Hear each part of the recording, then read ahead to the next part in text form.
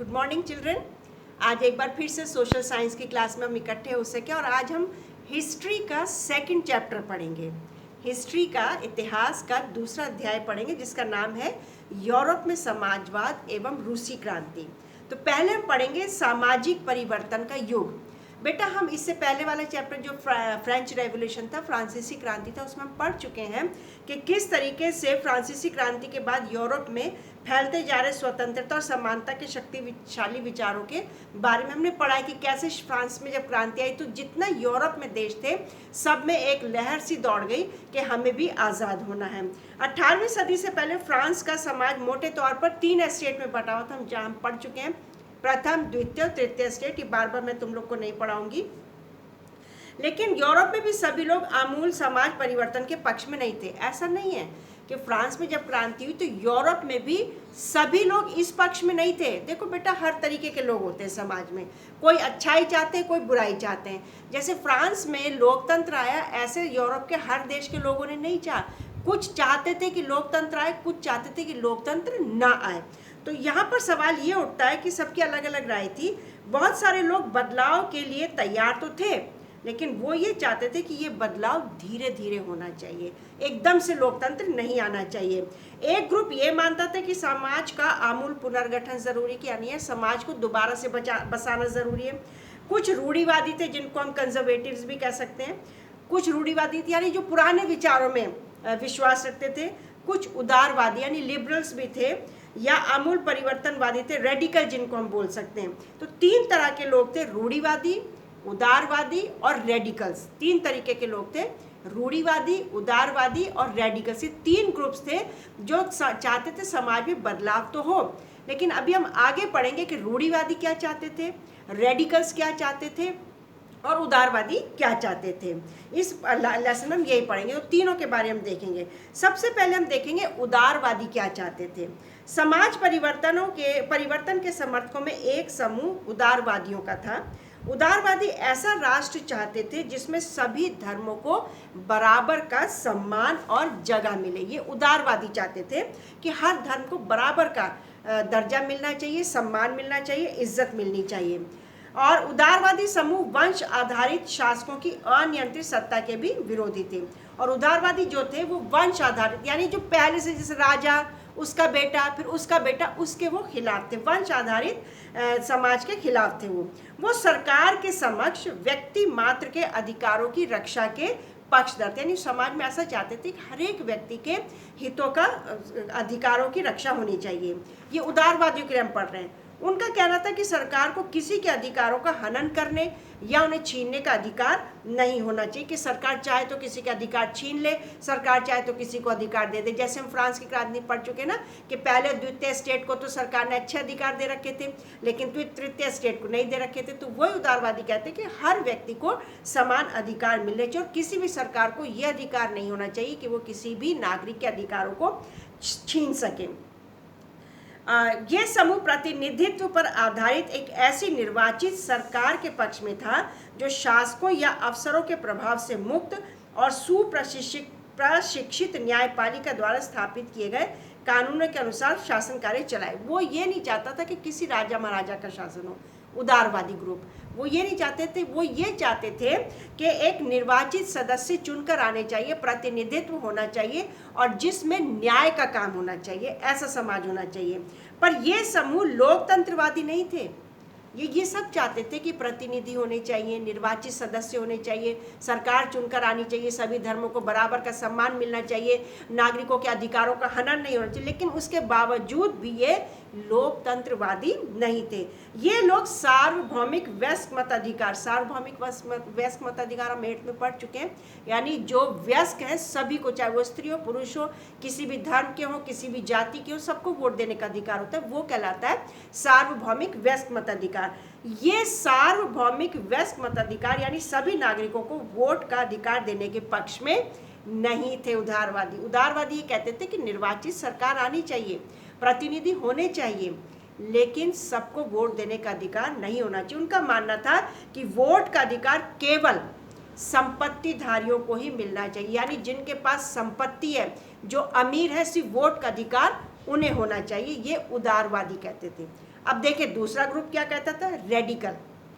3 groups है ना, मैंने बताया, तो उदारवादी, रेडिकल और रूढ़िवादी। तो पहला हमने देख लिया कि उदारवादी क्या चाहते थे कि समाज में परिवर्तन तो, लेकिन किस तरीके से। अब दूसरा हम देखेंगे कि रेडिकल जो थे वो बिल्कुल ठीक इसके विपरीत थे।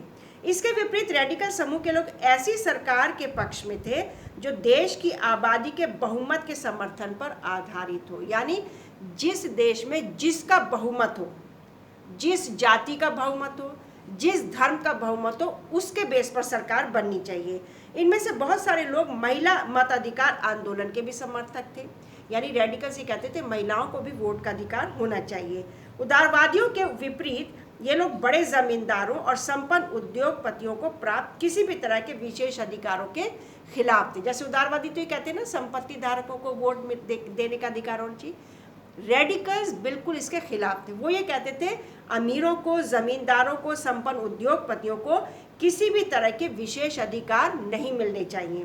वो निजी संपत्ति के विरोधी नहीं थे, पर्सनल संपत्ति के विरोधी नहीं थे, जैसे व्यक्तिगत संपत्ति होती है ना, मेरी अपनी प्रॉपर्टी है, मेरा अपना रुपया पैसा, उसके खिलाफ नहीं थे ये लोग, लेकिन केवल कुछ लोगों के पास संपत्ति के संकेंद्रण का विरोध जरूर कर, लेकिन ये कुछ लोगों के पास ही संपत्ति हो, इसके खिलाफ थे।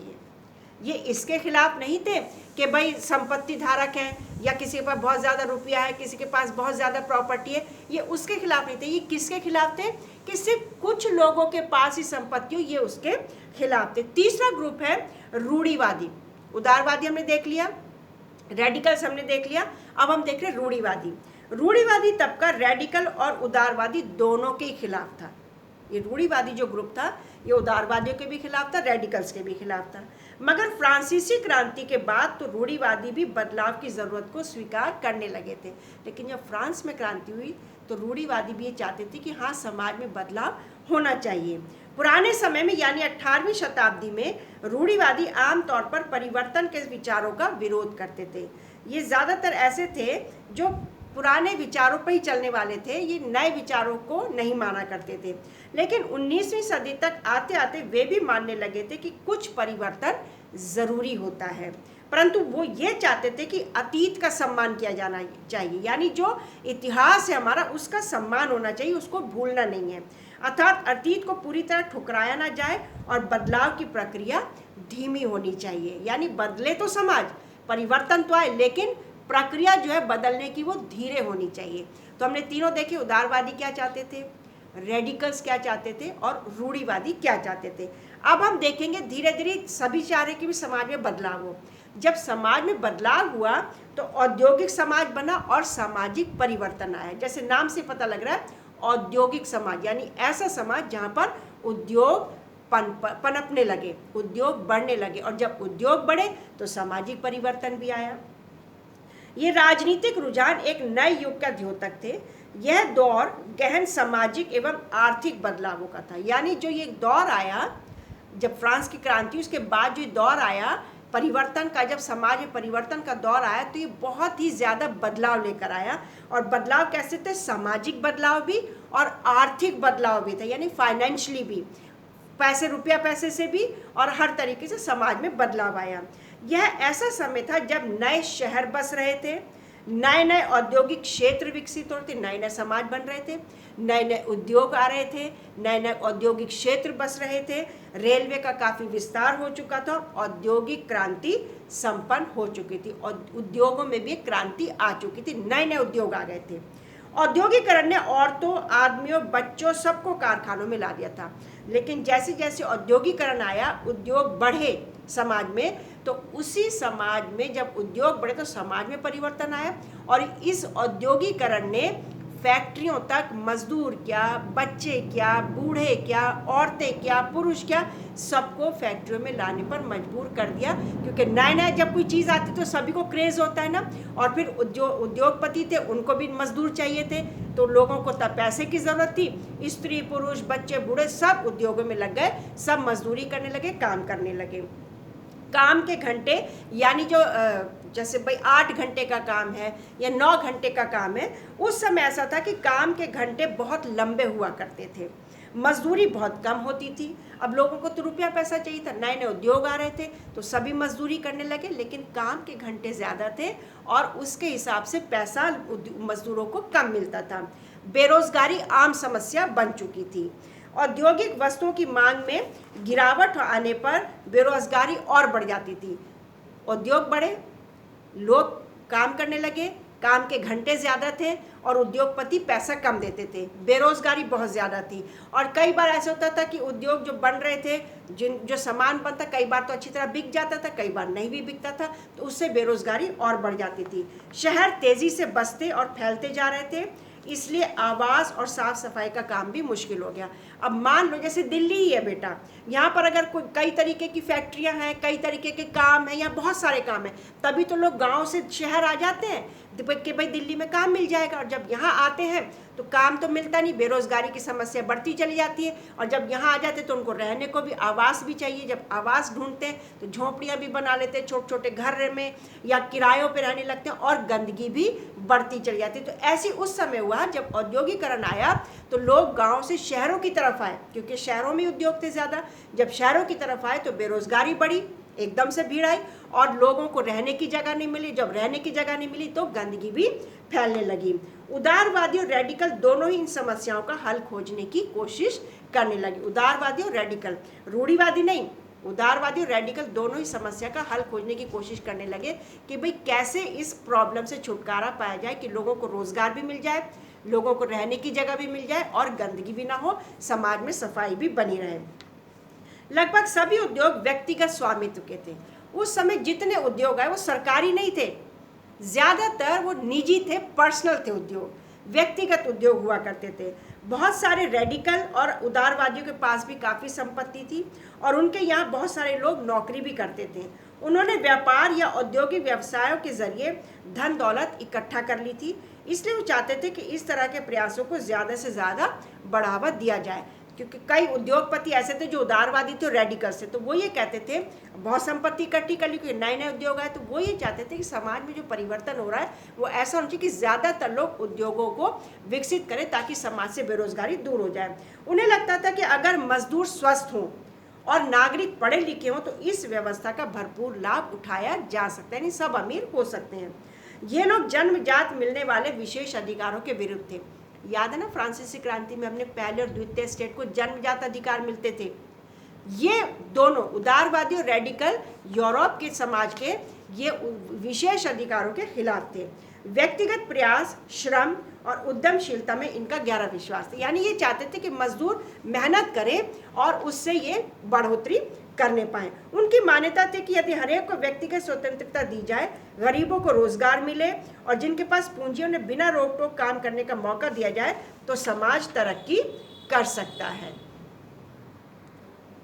यूरोप में 1815 में जिस तरह की सरकारें बनी उनसे छुटकारा पाने के लिए कुछ राष्ट्रवादी, उदारवादी और रेडिकल आंदोलनकारी क्रांति के पक्ष में थे। फ्रांस, इटली, जर्मनी और रूस में ऐसे लोग क्रांतिकारी हो गए और राजाओं के तख्ता पलट का प्रयास करने लगे। राष्ट्रवादी कार्यकर्ता क्रांति के जरिए ऐसे राष्ट्रों की स्थापना करना चाहते थे जिनमें सभी नागरिकों को समान अधिकार मिले, यानी उदारवादी और रेडिकल्स ये चाहते थे कि हर नागरिक के पास नौकरी हो, हर नागरिक पढ़ा लिखा हो, हर नागरिक स्वस्थ हो, ताकि वो जिए तो अच्छे से जी पाए और उसके पास अच्छा रुपया पैसा हो। वो राजा के शासन के फेवर में नहीं थे, वो ऐसे राष्ट्रों का तख्ता पलट करना चाहते थे और चाहते थे कि नागरिकों का शासन हो और नागरिकों को समान अधिकार मिले।